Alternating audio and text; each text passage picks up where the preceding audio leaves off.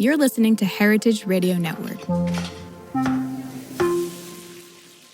HRN is food radio supported by you. Learn more at heritageradionetwork.org.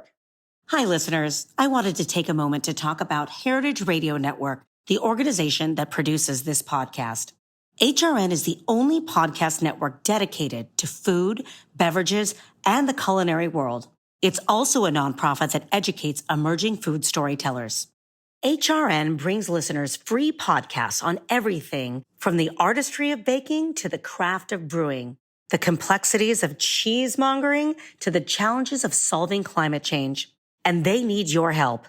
Help HRN thrive by going to heritageradionetwork.org/donate and making a donation to keep food radio free and accessible.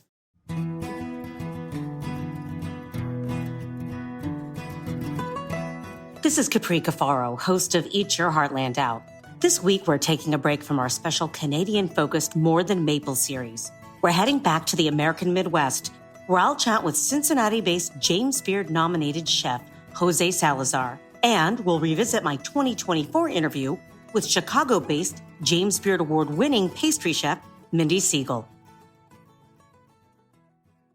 Chef Jose, thank you so much for joining Eat Your Heartland Out today. Oh, I'm excited to be here. Thank you. Well, many of the individuals that I talk to on this show, particularly restaurateurs and chefs or artists and makers, they're oftentimes Midwestern natives, born and bred, and they come with this, Midwestern pride baked into their DNA. You are a little bit different. You are an adopted son of the Midwest, of my home state of Ohio. Tell us about your background and how you ended up in Cincinnati. Sure, yeah. I'm from New York City originally, Queens specifically. And I came to Cincinnati in late 2008.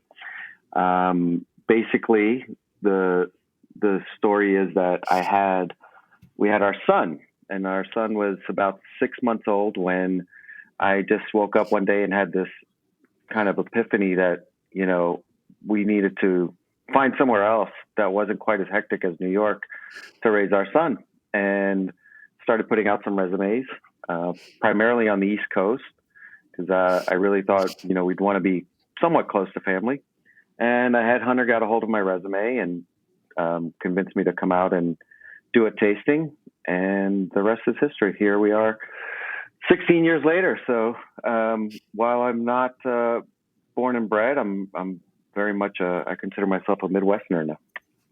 Well, we are very excited to have you amongst us, and certainly us Ohioans are really excited to have someone of your talent and caliber, as part of the restaurant scene in Cincinnati. Even though I'm on the total opposite end of the state, in northeastern Ohio, the fact that you've decided to stay and build a brand, and plant down roots there is just great. Now, 16 years, a lot of things happen, and you have developed, you were a chef and you've developed a number of different restaurant brands and have earned a ton of different accolades.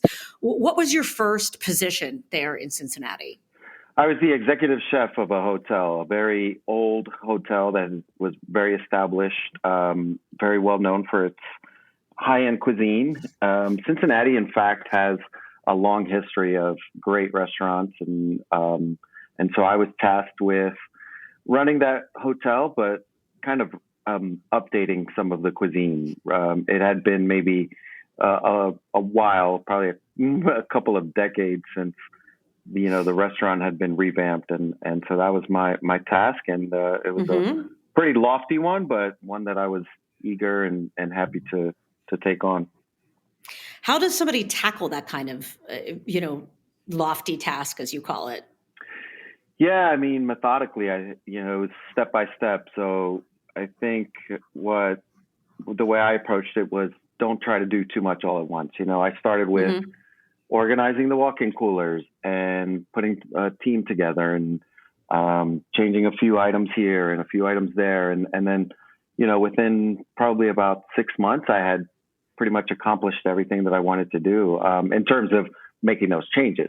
Right. And then, we continued to grow and get better and better as a team. And I think we had a pretty, it was pretty successful. So it worked out. But yeah, I think organization, I think so much of being a chef or, pretty much running any business is how you organize yourself.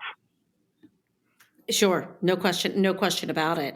Mm-hmm. So you were, there, and I believe during your tenure at the Cincinnati Hotel, I think is what we're talking about.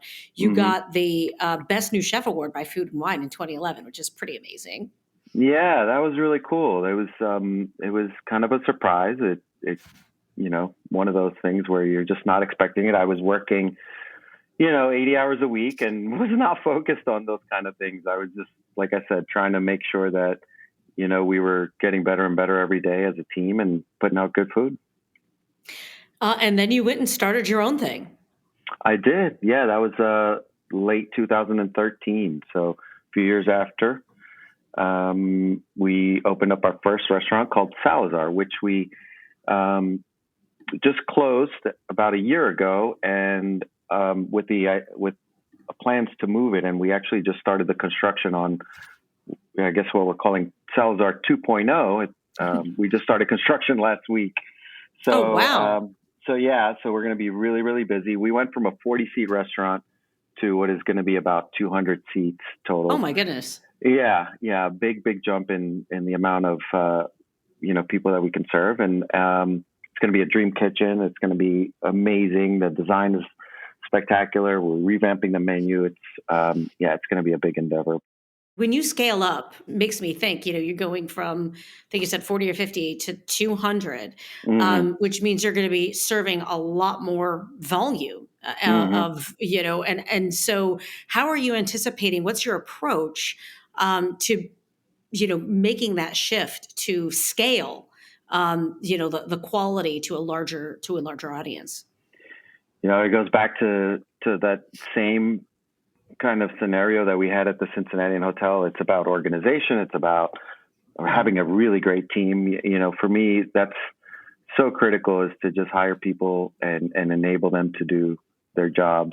So we're fortunate that we have people who've been working with us for 9, 10, 11 years, and they are just phenomenal folks, and I can really lean on them to help carry some of that load. That is, it sounds like you have, an organizational focus, which is important because, you have to have that talent and creativity, from the culinary side, but then marrying it with, an organizational approach is sometimes difficult to execute. What kind of restaurant is Salazar? It's modern American. So it draws from a global influence. Many of the dishes are really just based on seasonality. It's so for us, it's so important to really work within the seasons and source locally. So we support tons of farmers and artisans here in the city, and to me, that is just, I think, so critical in cuisine. It's making sure you have good products. If you don't have good products, you're typically not going to put out good food. No question about that. Garbage in, garbage out, or the opposite, right? Or the opposite. Vice versa. Yep. How do you identify the local suppliers for your ingredients? Oh, they're wonderful. I mean, the Ohio Valley is really a great place to grow things. And we have some folks that we've been working with that I've been working with since way back in my Cincinnati days. So I've got these relationships with them that are, phenomenal. And they, right around this time of the year, we'll sit down with many of them and start talking about what's going to be growing and what we want to try out this year, and, what worked, what didn't work, and et cetera, et cetera. So it's really, having these relationships that is so important to me. I love that. And, you didn't stop at Salazar. I know that it's on hold right now because you are expanding, but you have a number of other brands that you've started over the last decade or more. That's right. Yeah. So we have Mitas, which is coincidentally right across the street from where the new Salazar is going to be. And isn't that convenient for you? That's very convenient. Yeah. Yeah. Especially when it's this cold outside, I can just walk across the street. So that's a Spanish Latin American restaurant. It's been around almost 10 years now as well. So, we've had a really great run. And then the space that was Salazar, we converted into a Moroccan wine bar, small plates. And that's been now, about 7 or 8 months that we've been open there. And it's going really, really, really well. And then, again, being a New Yorker, I had to bring a little bit of that New York style. So I opened a bodega, or a sandwich shop that also sells groceries. And we partnered with our local coffee roaster called Deeper Roots. So it's a really great little neighborhood spot, and it's 2 blocks from my house. So I kind of selfishly built it for myself. Well, you got to bring, if you can't go to the bodega, you got to bring the bodega to you. So everybody that's ever lived in New York has their own comfort bodega that is their neighborhood spot. So I feel you on that. It sounds like so much of, the work that you've done on each of these individual places. First of all, they're all very different, but they all seem to have, a personal connection and inspiration. And for Mita, if we had an opportunity to speak off air before, and if I recall correctly, it was inspired by your grandmother. Is that right? Yeah, my mom. At least in part. It is. It's very much inspired by her. She was the matriarch. I used to go to Columbia for summers when I was a kid. And, I spent so much time with her and helping her out in the kitchen. And she had 9 kids. And so tons of grandkids, tons of aunts and uncles always at the house. So she was cooking for, it was almost like a small restaurant every day that she was cooking for. And I was just really inspired by her and wanted to, pay tribute and homage to her. And so a lot of the dishes are Colombian and inspired by my grandma, but it's kind of a mix of different Latin and Spanish dishes on the menu. Mm-hmm. That sounds. Every time I talk to some folks, I'm hungry now. Thank you so much. So, and then the Moroccan wine bar. Now that is something that I feel is very different for an Ohio market, and I am just curious to know the story behind bringing a Moroccan inspired wine bar, to the Midwest. Yeah, it really is. And that's intentional. We wanted to do something that was unique, that felt like something you wouldn't see anywhere else in the city. And really, I've always been enamored with Morocco. In fact, my final paper in culinary school, they said, you can choose anywhere in the world, and we want you to write about that cuisine.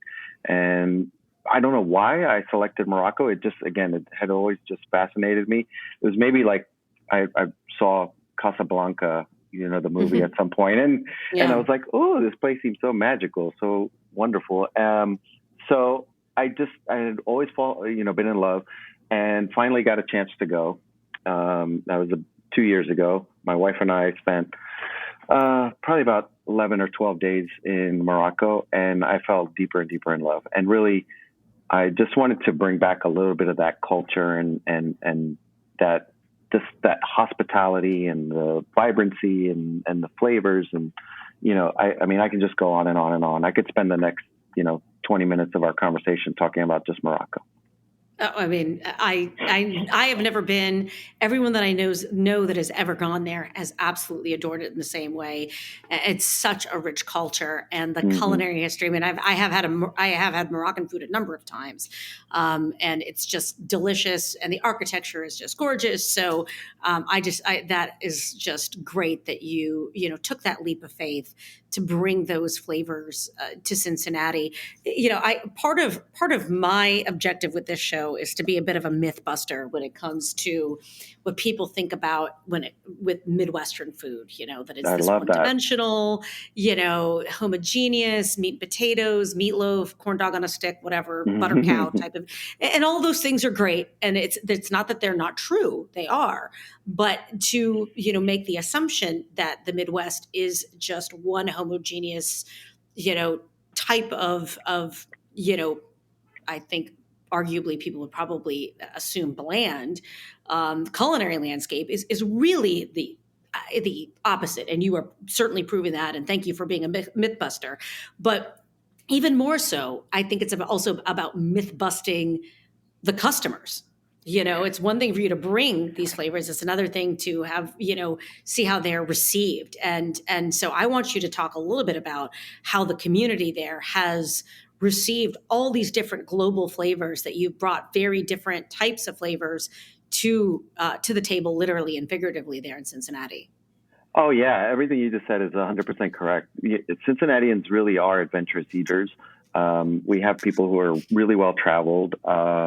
And like I said, dating way back to the 60s, Cincinnati has this amazing culinary history. There was a restaurant called the Masonette that was, I think, the longest running 5-star restaurant in the country for, I think it was like 30 years or something like that. So, Cincinnatians know their food. They know, what is good. And they really are appreciative of, folks who are bringing something new to the table, and they want that. They want the diversity. They want to be surprised. They want to be wowed.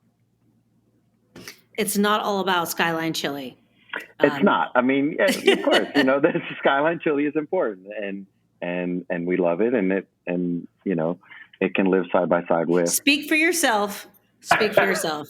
I'm allowed to have a differing opinion being from another part of Ohio on Skyline chili, but it is synonymous with Cincinnati. And I love the fact that, well, and actually, weirdly enough, I mean, or maybe people don't realize the ethnic history behind the Skyline chili too. It's got its own interesting history and flavor profile. But the fact that Cincinnati, you've described them as, kind of adventurous. I love that. I absolutely love that. And I know that having, been to Cincinnati a number of times and knowing a lot of people from that part of the state.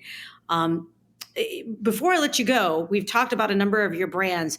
Can you give us a rundown again of each one of them, just, the name and kind of what its vibe is. So if folks are visiting Cincinnati or Southwest Ohio, they can look you up.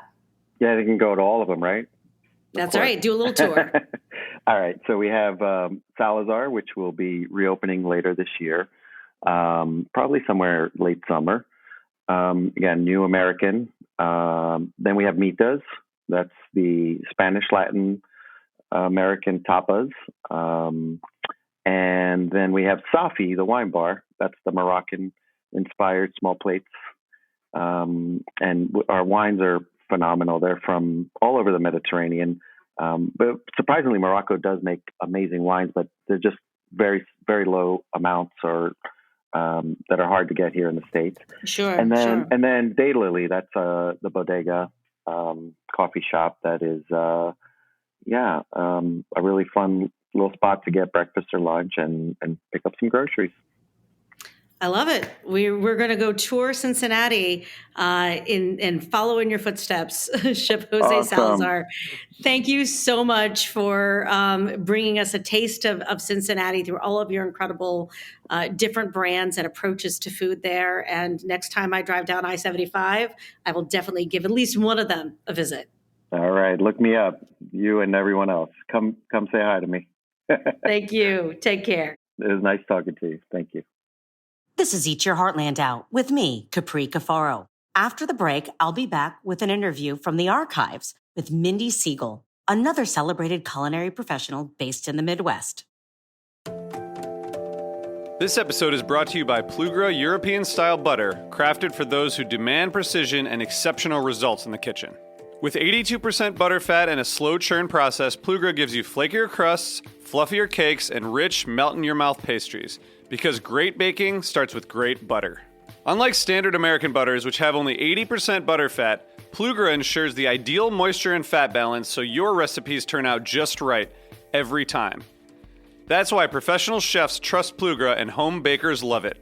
Plugra's slow churn process creates a smooth, creamy butter that gives dough a soft, pliable texture, making rolling, folding, and laminating effortless. Whether you're perfecting a buttery pie crust or layering a delicate croissant, Plugra helps you bake with confidence. Experience the difference for yourself. Find Plugra in stores near you or visit plugra.com. That's Plugra.com. Welcome back to Eat Your Heartland Out. I'm your host, Capri Cafaro. Before the break, I was speaking with Jose Salazar, a James Beard-nominated chef and restaurateur based in Cincinnati. Now, I want to revisit an interview I did in 2024 with another award-winning culinary professional from the Midwest, Chicago-based James Beard Award-winning pastry chef, Mindy Siegel. Here's my conversation with Mindy. Mindy, thank you for joining Eat Your Heartland Out all the way from Chicago. I'm glad to be here. It's my pleasure. You have such a great story and a great background. You know, you have your own bakery now, but you have a long track record of cooking and baking. So what got you into the culinary business to begin with? Well, when I was younger, I was grounded a lot because I was a bad girl. And but my mother let me cook and let me work. And I worked in people's houses washing dishes and when people have parties. And I found that the more I did it, the more I found calm in a kitchen, crazy enough. Mm-hmm. And I enjoyed creating with your hands and creating something. I'm completely dyslexic and it's very difficult for me to read. So doing anything like reading and studying is not my forte. It's more like doing and seeing. So that, it just evolved into this thing that happened, I guess. Well, and you went to culinary school though, ultimately, I sure did. and then kind of forged your path forward. Yes, I did. I went to culinary school. I went for cooking, and I very much excelled in culinary school, which is crazy because I never got A's in school, and I was just really acing everything. I just found it fascinating. I just found you could do something and you could take something that was raw and you can make it into something beautiful. And as I got into the culinary program and I started gravitating towards pastry, I think it was, for some reason, I'm not really sure why, but I had a knack for it. And it was like an innate ability for me to bake. And it came very easy to me. Mm-hmm. What about following recipes in all of this and developing your own recipes? How does that work kind of with your learning style and being so hands-on? What about following recipes and all of that? Well, that's the crazy thing of it is that I could look at a picture and I can figure out how I look at a picture and then I can back it out. And, I'm not really sure why I have that super skill. I'm not sure. I'm just very instinctual when it comes to the kitchen.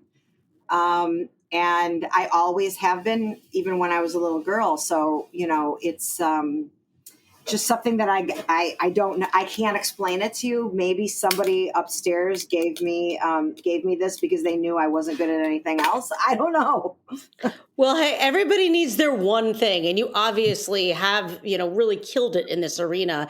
Thank you. You have a super skill there. I mean, I would venture to say that it's a lot harder to reverse engineer a picture of something than it is to follow a recipe. So, you definitely have something special there. Thank you. And you went on and you started to, actually open your own restaurant. So all the way back in 2005, Yes. you opened a place called Hot Chocolate. What was Hot Chocolate all about, and what was kind of the driving energy behind that place? Well, I had been working so I've always wanted to be an entrepreneur. Mm-hmm.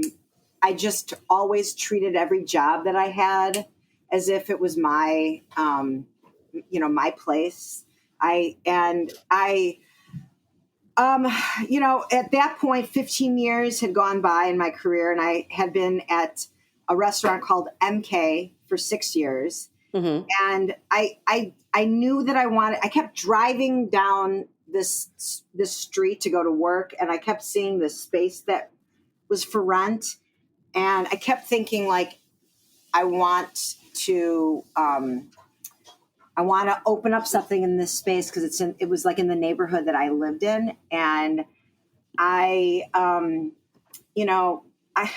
read an article somewhere, and I'm not really sure where, that there was this restaurant in Boston, and it was a dessert restaurant. And so originally I wanted to open I wanted to open a bakery, but I didn't know anything about bakeries. I only knew restaurants because that was my background. So I just started formulating this concept of this restaurant that was going to be dessert forward, and we were going to have some food and cheese plates and, cocktails and wine. And, it's just kind of crazy how it evolved into something that, really helped my career. And I had it for 15 years.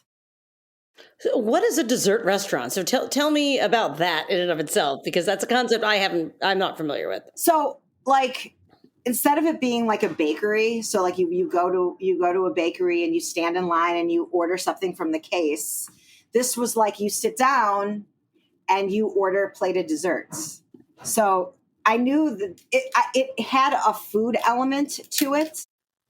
Mm-hmm. And 15 years, it evolved into something way more than it was that I ever thought it was going to be. But I actually approached the menu as desserts first. So we reversed it. So cool. Yeah, it was cool. Wasn't my favorite 15 years of my life, but I learned a lot and always knew that at the end of 15 years, I was going to open a bakery. And, that is exactly what I did. Well, so having a, quote, dessert restaurant or thinking about desserts first in the menu, did that inform your thoughts later about incorporating savory flavors into a baking profile? Yeah, well, and don't get that confused with a sweet pastry that is savory. Very yes. I do all the cooking at. I was never really the chef at Hot Chocolate. But I had my hand in the menu for the entire 15 years. Mm-hmm. And there were times when I didn't have a chef and I did do the food and I executed it through my staff, which was interesting because it's like, I have a background in cooking because I have an associate's degree in culinary arts, but like, I just, I enjoy cooking. I actually really like it. And now that I'm getting sort of older and in my twilight years as a chef. Please. No, as a chef, I focus on the cooking and, I still feel like I am teaching myself. So I am, I'm smoking and I'm braising and I'm really, pickling and I'm doing my own stuff and I'm incorporating into the pastry, like the laminated doughs that we have. Yeah. And I'm just thinking as I'm hearing you talk, right, you think about, okay, you're smoking and you're braising, but it's Mindy's Bakery. And like, you don't really think about smoking and braising two that are, the earlier point to this conversation right now. It's like, you don't think about those type of things happening in a bakery context, which I think is really neat. Well, thanks. I can only liken that to getting up every day and doing the same thing over and over again without thinking that maybe you could do something else. And, why should I open up a bakery like every single person in the world? Why shouldn't I do something that is unique to me and is it's my soul, so I love that. you know what I mean? And so, we're very, my bakery's unique. It is as unique as my personality. Well, I mean, and that's why it bears your name, right? I mean, that's why it's Mindy's Bakery and nobody else's. So, Right. It is unique. And, if somebody were to, come and open the door to Mindy's Bakery, what would they see on the menu? What smells would they get? And what kind of vibe would they come away with? I'll tell you, the first thing they would see is my amazing staff who is in the front of the bakery. And they are so friendly and so nice. And it's like, when I was building the space and they were putting the concrete down and it was soft, I wrote in the sand or in the concrete when it was wet, right in front of the door, all are welcome. And I love that too. And in the back, when my employees come in, it says nothing but love through these doors. And I know that's kind of cheesy, but no, but if you mean it, it's not cheesy. That's the thing. It from my core of my being. My staff, it's like, we are so glad you're here. Thank you for coming. So they walk in and they feel a vibe, they feel like they're happy to be here. My staff engages with everybody, talks with everybody. There's always laughter going on. They know the regular customers. And, it's just, I wrote something, this is interesting. I think you'll find this interesting. I wrote something down this was when I had hot chocolate. And, the moment I had hot chocolate, I fantasized about closing it and opening up a bakery. Why is that? For all the obvious reasons. It's just very, very, there's so many moving pieces. And I feel like I didn't work on my craft for 15 years. I really didn't grow that much. I mean, I did, obviously, but, I wrote down this, I'm very, I have to write down things and goals to look at them. And I wrote down a little thing about a bakery and an American bakery. And it fills a neighborhood with scents of coffee and yeast and sugar and, bagels, everything seasoning. And, there's just it just warms your soul when you walk into a bakery. And it's a melting pot. It's a melting pot of all of our different ethnicities. And we bring them because isn't that what our country is built on, or absolutely supposed to be built on? Right. And, so we take our heritages, and we are all different here, and we bring it to the table. And, I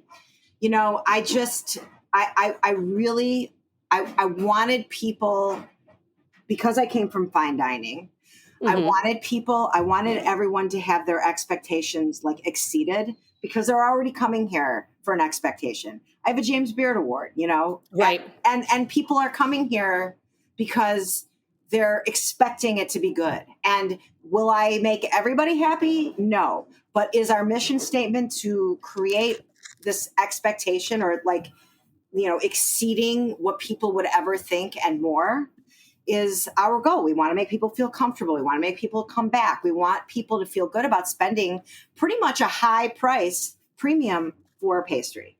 I think we've done it, but sometimes we don't, just depends. Well, I mean, you are right. I mean, what you just described, I absolutely adore. And I think that, what you describe of, the smells of coffee and, rising bread. You actually sell sourdough starters, right? Yeah, we do. I mean, and you sell coffee, and you're out there, and you sell bagels, and you do all of these different things. And one thing when we spoke, off air at one point, you mentioned that you had been inspired by this concept of elevated Midwestern grandma cuisine. Am I getting that right? Yeah. What does that mean to you? I mean, I love what you're putting out, but what does that mean to you? It means that when you come to my bakery and you look at the pastry, and you eat it, you know exactly what you're eating. There's no hidden surprises. And I don't want you to have to think about what you're eating. I just want you to enjoy it. And so I call that elevated grandma cuisine because I will take like ideas like strawberry and rhubarb, but I'll make it really strawberry and rhubarb in a way that you would never imagine it to be, although it's just straight in your face strawberry rhubarb. Mm-hmm. So it's just things like that. It's like brisket, and it's like brisket that's been, braised in brisket broth that we save and we keep adding stock to it, and beef stock, like it's just like with bone marrow, and, everything is elevated. It's like we take the ordinary, which you would think is like your grandma's pastry. We take that ordinary idea and we make it absolutely extraordinary, or we try, and hopefully we get it right. Yeah, I would bet you do. Now, is there a grandma behind this concept that has driven, this elevated grandma cuisine concept? Well, we all have grandparents, so it's every grandmother. And, sometimes like I get a statement like, oh, my grandma made this. This reminds me of my home, reminds me of my childhood. It's like we all have nostalgia. We all absolutely eat things and remember something. And I am not of the school of taking something and having you taste it and not understand it and have to wonder why these flavors are together. And I really, I guess there is a place for that. And I know a lot of chefs do that. But my thought is I want to take lemon and blueberries and I want to blow your mind with lemon and blueberries. Like that flavor on top of flavor on top of flavor of something that is so obvious, yet you never thought that the blueberries could be poached, and they could be poached in their own juice. And then, but they're poached to the point where they still will pop in your mouth in a pastry. And then the lemon curd is like creamy and lemony and delicious with a hint of something or whatever, chamomile. And it's just, you don't even know what the flavors are, but you just know that it just is tasting so comfort. It's giving you comfort. Wow, I just got really intense with that. But yeah. So, no, you're not getting intense with that because I think that so much of what food does, and you alluded to it a little bit earlier, is it, creates community, it brings community together. But it's evocative of memory, and nostalgia, And I think we all, as you said, we all have grandparents, and we all have sort of these inherent culinary traditions that we think are fantastic because we attach emotion to them. Yes, and that's and you obviously get that, capture that, and convey that in the work that you're doing. Yes. Do you use any family recipes in the stuff that you sell? I do. Ironically, when I was opening the bakery, I discovered, and I don't know why I didn't know this, that my great uncle had a buggy, they were covered carriages that he would walk around the neighborhood and he would sell whatever he sold in there. He had a bakery. I actually have a picture of it up in my bakery. How cool. But my mother was no chef for sure, but she used to make this banana, or it wasn't banana. It was just a coffee cake, a brown sugar. And I'm sure everybody made it. Yep. But, we call it Yum Yum coffee cake. And we added bananas to it. And, it's just, we take it to another level. Ours has sour cream in it. Yeah. That's ours. Yeah. It's the same recipe, but we call it Yum Yum banana, or Shirley's coffee cake, my mother. But, but I don't really use much of anything else for my family. It's really me and memories that I've had with my family when I was growing up. Sure. I mean, I just, like I said, I love the vibe that you're bringing. And I feel like it's also, in a lot of ways, core to the Midwestern ethos, and that people think, and for better or worse, whether or not it's right or wrong, but when you think about the heartland, right, there is this sense of community and comfort and sort of American staples Yes. that come to mind. And I feel like you're bringing all of those things together as well. Yes, and I'm also Eastern European, and so I do bring a lot of that into my my cooking as well. Yeah, no, that is. Give me some examples, actually, of that. Tell me. Well, I make arugula and kolachkis, and yes. I make I make phenomenal brisket. But I've already gathered that. that's of my Jewish heritage. But I what else do I do? Oh, I make we like some of the cookies, the butter cookies and stuff like that. I'm trying to think of. You sort of caught me at I don't know. Yeah, those are some of the things we do. But my dad awesome. Does too. So my chef is from he's from like Ohio, and Buckeye bars are really big there. So yes, I too am from Ohio, and I can vouch for that. Okay, yeah. So everybody brings their ethnicity into the work that we do, and we share it. That's awesome. That is the way to go. And when you talk about the stuff that you inscribed in the concrete, you're living that by encouraging the team to bring their flavors into the table as well. Yeah, I will say this, and this is like off topic but on topic at the same time. I truly believe that if you follow through on your ethos or your core value and you live it and you show it, your staff will feel the same way. I totally agree because I mean it's the authenticity that I think it becomes inspiring and gives you credibility as a team leader. 100%. I call it integrity. Yeah, that's a good way to put it too. That is a good way to put it. Absolutely. Yeah. What other fun stuff do you make that might be a little off the wall or different that we might be able to find? Because I did see on your website something about cannabis and edibles. Yeah. I actually started a edible company. God, 2000. Must have been 2015 or I don't know what. I honestly don't know. It was when Illinois became medical. Started a edible company with a small company that now is huge, and we created a brand of edibles together. And it's phenomenal. It's a chef flavors of gummies and chocolates.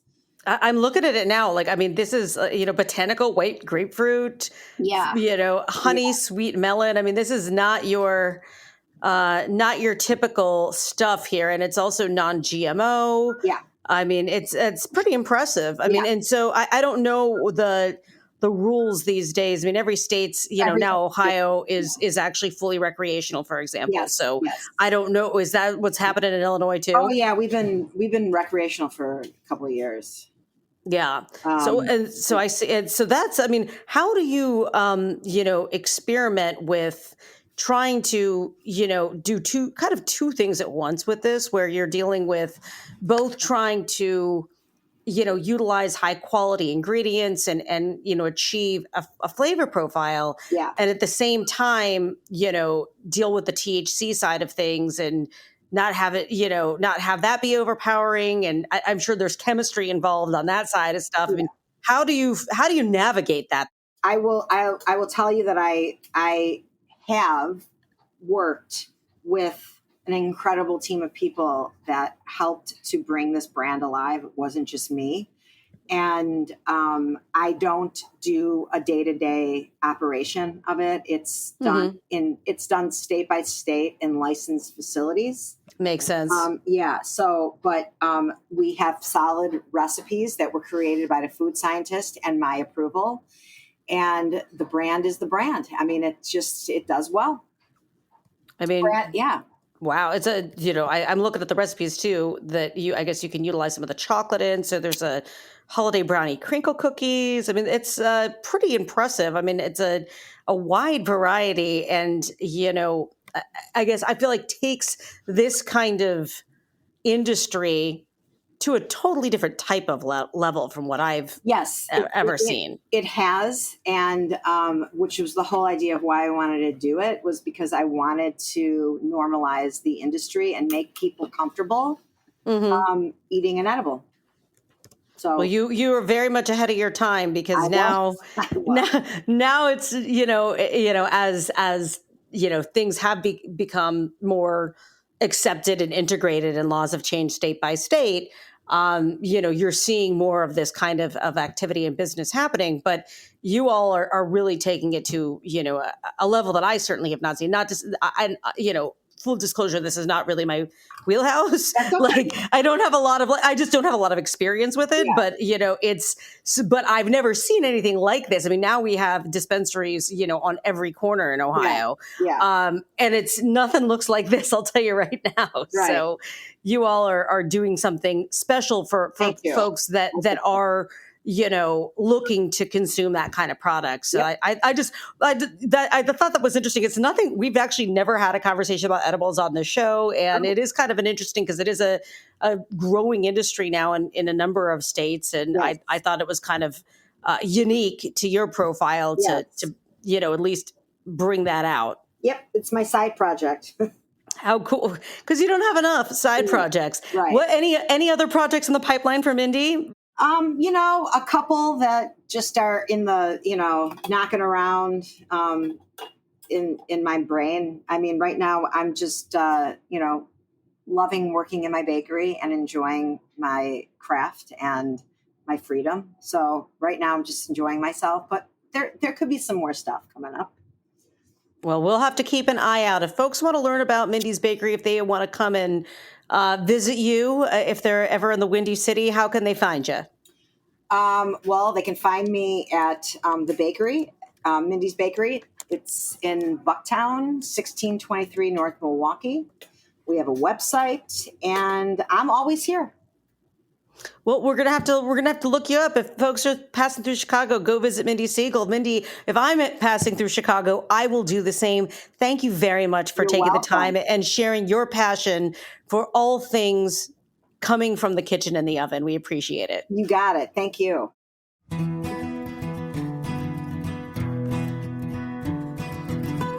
You've been listening to Eat Your Heartland Out. This episode was produced by me, Capri Cafaro. Our audio engineers are Liam Warner and Armin Spengen. Theme music by Jason Shaw. You can learn more about the show by visiting heritageradionetwork.org/Eat Your Heartland Out. Eat Your Heartland Out is powered by Simplecast. Thanks for listening to Heritage Radio Network, food radio supported by you. Keep in touch at heritageradionetwork.org/subscribe.